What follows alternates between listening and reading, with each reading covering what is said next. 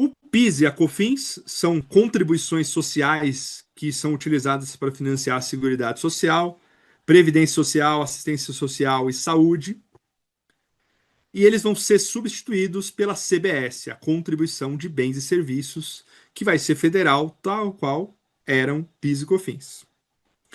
Já o ICMS e o ISS, o nosso imposto estadual sobre circulação de mercadorias e serviços de comunicação e transporte interestadual e intermunicipal, e o ISS, o nosso imposto sobre serviços que é municipal, vão ser substituídos pelo IBS, que é um imposto sobre bens e serviços e que vai ter competência compartilhada entre estados e municípios.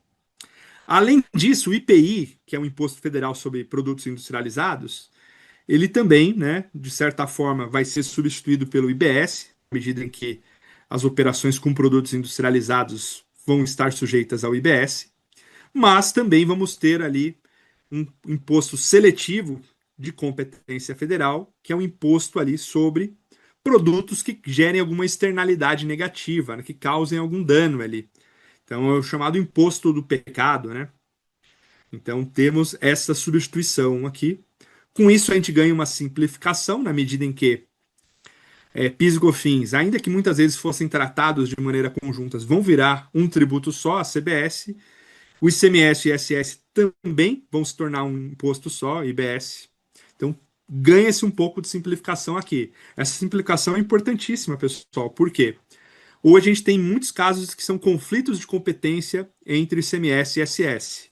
Muitas vezes eu me deparo com alguma situação, vamos tratar de um exemplo. Tenho ali um software. Eu devo pagar sobre aquele software ICMS ou ISS? Era um conflito de competência, que já foi julgado algumas vezes pelo STF. Agora, deixa de existir essa dúvida, vai ser tudo IBS. Então, traz uma simplificação porque diminui-se os conflitos de competência. Então, isso é bastante importante. A ideia original de muitos desses projetos de reforma tributária é que a gente tivesse um único tributo nessa modalidade de IVA, né, que é o nome que é se dado na maior parte do mundo, Imposto sobre o Valor Agregado ou Imposto sobre o Valor Adicionado, seria substituído aí, por exemplo, PIS, COFINS, ICMS, ISS e IPI por um único IVA. Mas aqui no Brasil, essa característica nossa de ser uma federação formada por União, Estados e Municípios faz com que cada ente precise ter sua fonte de recursos. Então, a maneira menos traumática para que a reforma tributária andasse foi a escolha por um IVA dual. Então, não estranhe se vocês ouvirem essa expressão IVA dual, é porque a gente tem um IVA federal, que é a CBS, Contribuição de Bens e Serviços, e um IVA estadual barra municipal, que vai ser o IBS. Alíquotas, pessoal. Essa é uma crítica bastante contundente que é feita com relação à reforma tributária. A reforma tributária é lá de dezembro de 2023, a emenda constitucional.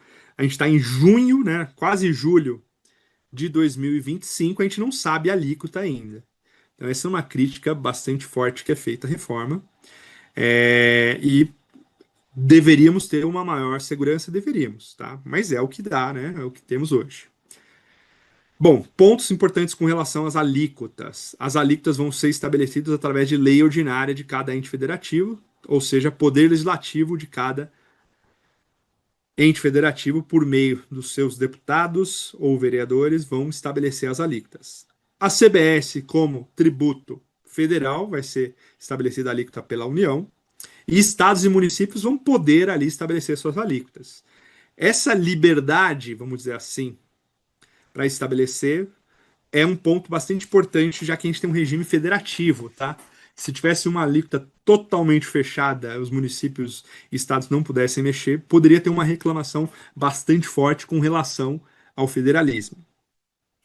Ponto importante, a alíquota do IBS vai ser igual à soma do IBS do estado de destino e o IBS do município de destino. Então imagina que a gente está aqui em São Paulo, capital, a gente vai fazer uma venda ali para o município de Belo Horizonte, estado de Minas Gerais. Qual que vai ser a alíquota aplicável sobre essa venda de mercadoria? A gente vai ter que verificar qual que é a alíquota do IBS de Minas Gerais e qual que é a alíquota do município de destino lá de Belo Horizonte. Lembrando que a soma de todas essas alíquotas não vai poder ultrapassar ali o teto, né? Vamos imaginar que a alíquota seja 28%, que é um número que vem sendo frequentemente falado. Vou fazer aqui uma conta bem grosseira, tá? Imagina que, a título de exemplificação, a alíquota da CBS fosse 10%. Os estados, né, poderão fixar até 10% e os municípios até 8%. Então dá os 28%. Imagina que o estado de Minas Gerais fixou em 9%. Então tem os 10 da CBS, que eu vou recolher, os 9 do IBS do estado de destino, e o município de Belo Horizonte não tenha ido no teto de 8, tenha ido em 7. E mais 7 eu vou recolher ali para o estado de. Desculpa, para o município de Belo Horizonte. Não sabemos na prática como que vai ser o comportamento desses entes estatais. Todo mundo não vai colocar já no teto mesmo. Não sabemos aí como que vai ser. As alíquotas vão ser as mesmas para todos os bens e serviços, tá? Aqui é uma distinção bastante importante. Hoje, a gente tem IPI e ICMS tendo as alíquotas variando em função da seletividade, que varia em função da essencialidade do bem. Então, bens mais essenciais, alíquotas mais baixas. Bens mais supérfluos, alíquotas mais altas.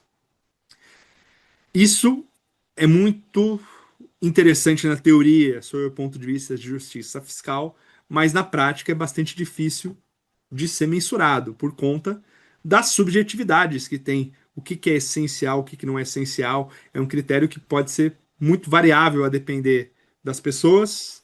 E além disso, mesmo sem definir que um determinado produto, tal qual uma espumante, ela é um bem mais supérfluo, a gente tem nessa classificação desde produtos realmente premium até produtos bem baratinhos de R$ 20 e vão ter uma carga ali. Então a ideia da reforma é trazer uma alíquota única, tá? Quando houver fornecimento de vários bens e serviços, vai se aplicar a mesma alíquota do fornecimento principal, se for acessório ali, como na venda de carregadores junto com o celular. E é aplicada a maior alíquota ao regime mais oneroso aplicáveis ao bem ou serviço principal fornecido. Aqui nas hipóteses bem restritas que tiver alguma diferença de alíquota, tá? No geral, a ideia é que o carregador e o telefone tenham alíquotas até parecidas, tá? Ou iguais, melhor dizendo. Tributo, para ele ter uma maior neutralidade na cadeia de produção e na alocação de recursos, precisa ser não cumulativo. E o crédito vai ser amplo e imediato sobre insumos. Então, mais uma vez aqui, vamos ver como a jurisprudência e os órgãos de fiscalização vão interpretar essa questão dos insumos. Infelizmente, para a questão do PIS e COFINS não cumulativos instituídos lá em 2002, 2003, houve ali uma interpretação muito restritiva que vai contra o espírito da lei, na minha opinião. Aqui é bem amplo, não deveria ter essas restrições. O insumo deveria ser interpretado extensivamente. E vai abranger, inclusive, bens de capital, ou seja, também vai abranger ali a aquisição de máquinas, por exemplo, computadores, veículos utilizados, né? Sempre partindo do pressuposto que eles são utilizados nas operações da atividade. Tem vedação para o crédito de uso ou consumo pessoal, vai ainda ter uma regulamentação mais detalhada. Outro ponto, né? IBS e CBS são não cumulativos, as operações anteriores poderão ser compensadas com as futuras, mas ainda que muitas vezes a gente trate desses dois tributos quando a gente está descrevendo como se fossem uma coisa só, IBS é um imposto, CBS é outro, então vou ter que ter contas segregadas ali de IBS a recuperar, CBS a recuperar, e eu só vou poder compensar IBS com IBS e CBS com CBS. Então, segregado, né? Também, importância de documentação fiscal idônea, para que a gente não tenha tanto aqueles problemas que existem bastante, principalmente no âmbito do ICMS, né? Créditos inidôneos, é um grande contencioso que a gente tem. Os créditos, isso a gente vai voltar quando a gente estiver falando da contabilidade, só podem ser apropriados após o efetivo pagamento do tributo, então precisa desse pagamento. E o sistema espera-se que ele faça uma verificação automática baseada nas notas fiscais eletrônicas e nos registros fiscais. É o split payment. Basicamente, quando for fazer o pagamento de um adquirente para o seu fornecedor, vai ter uma segregação automática nesse momento do pagamento eletrônico. Do que é pagamento efetivo da mercadoria ou do serviço que está sendo adquirido, dinheiro este que vai para o fornecedor, e do montante que efetivamente pode, no caso de não recolhimento pelo fornecedor do IBS da CBS, ser até direcionado para o comitê gestor do IBS, no caso do IBS, ou para a Receita Federal, se for o caso da CBS, antes da transferência para o fornecedor. Então, o split payment é uma questão sistêmica e que pode ser bastante revolucionária, tá? A gente ainda aguarda para ver o funcionamento, né? Mas aqui um pouquinho do fluxo do split payment.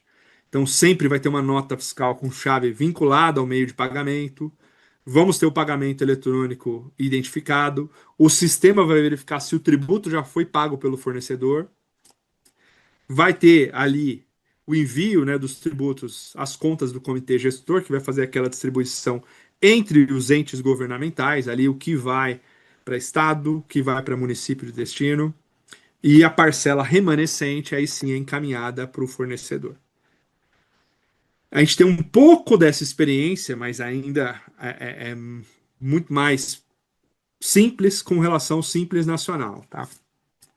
Conforme eu falei para vocês, a gente parte no pressuposto de IBS e CBS da alíquota única. E a alíquota única, ela traz uma eficiência na medida em que a gente não vai ter mais aqueles problemas de classificação fiscal. Será que esse daqui é um desodorante corporal ou é uma loção hidratante? Tanto faz. A alíquota de ambos vai ser os 28%, por exemplo. Então, o que acontece? Acaba-se com isso, simplificando, já que vai ser tudo uma mesma alíquota, mas em compensação, você está tratando tudo com 28, seja champanhe, seja serviço do dentista, seja um serviço de pintura que você vai contratar para sua casa, seja ali um restaurante que você está comprando uma refeição, seja um móvel que você está comprando para sua casa, seja um veículo de alto custo. Então você tem ali sempre aquele montante dos 28%, por exemplo. Isso tira aquela questão da essencialidade, que a gente tem muito presente com o IPI, com o ICMS, produtos mais essenciais, alíquotas menores. Então você perde isonomia com isso. Como resolver esse problema com relação aos consumidores de baixa renda, já que eles vão pagar a mesma alíquota que alguém que tem baixa renda, que tem alta renda? Bom, primeiro a gente teve a cesta básica nacional, então produtos que conseguiram entrar na cesta básica nacional não vão ter tributação do IBS da CBS. E segundo, o mecanismo do cashback. Aqui qual que é a ideia do cashback? Quem for integrante de uma família de baixa renda vai poder ter uma devolução de parte desse IBS e CBS, tá? Então é uma devolução do imposto. Então, a lei complementar vai dizer, olha, serão devolvidos nos termos e limites a CBS pela União e IBS pelos estados e municípios. E já traz um pouco dos requisitos, né? O destinatário é o responsável pela unidade familiar de baixa renda, precisa do cadastro no CAD único, né? Que é o cadastro único dos programas sociais, e tem que ter esses requisitos cumulativos aqui. Renda familiar mensal per capita de até meio salário mínimo nacional, ser residente no território nacional e estar em situação regular perante o CPF. Então a gente tem a ideia do cashback também para ser desenvolvida, né, na prática nos próximos anos. Que aí sim vai ser devolvido um montante e aí cada indivíduo, né, cada pessoa física vai ter liberdade de como gastar aquele montante.